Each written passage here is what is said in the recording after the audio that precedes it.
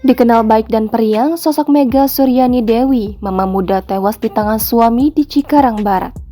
Istri yang dihabisi suaminya di depan anaknya ternyata sempat memiliki jabatan penting di salah satu perusahaan bidang kecantikan ternama. Diketahui Mega Suryani Dewi, 24 tahun, dibunuh oleh suaminya, Nando Kusuma Wardana, 25 tahun, di rumah yang dikontrak mereka di Jalan Cikedokan, RT 1 RW 4, Kampung Cikedokan, Desa Sukadanau, Kecamatan Cikarang Barat, Kabupaten Bekasi. Kasus ini pun kemudian menarik perhatian banyak orang dan penasaran dengan sosok Mega. Lantas bagaimanakah sosok Mega Suryani Dewi? Mega Suryani merupakan perempuan yang lahir di tahun 1999.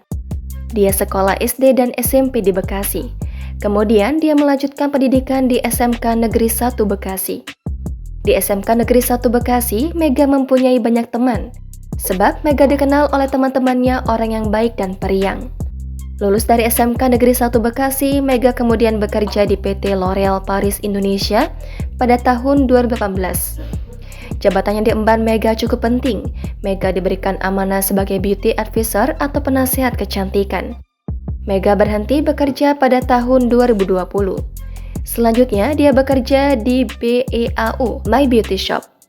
Diberitakan sebelumnya, AKP Hotma menyatakan bahwa peristiwa pembunuhan itu terjadi diawali kedatangan orang tua Mega ke rumah kontrakan anaknya pada Sabtu 9 September dini hari.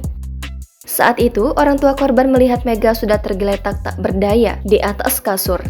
Pemilik kontrakan Muki mengatakan saat ia masuk ke dalam kamar terlihat jenazah Mega di atas kasur dan ditutup selimut. Lalu terlihat luka lebam di wajah Mega dan luka sayatan di bagian leher. Tidak ada bercak darah yang terlihat saat masuk ke dalam rumah kontrakan korban. Diduga pelaku sudah membersihkan darah korban yang berceceran di lantai, ujar Muki. Muki menambahkan bahwa aksi N melakukan pembunuhan terhadap istrinya kemungkinan dilakukan saat masih ada anak-anak yang balita. Sebab dari keterangan ibu korban, pada pagi harinya pelaku sempat menitipkan anaknya ke orang tua korban. Diceritain dari kantor kepolisian, jadi katanya kejadian itu Kamis kurang lebih jam 11 malam. Nah, paginya dia sempat nyuci, ngejemur, nggak ada yang curiga itu posisinya masih ada anaknya, katanya.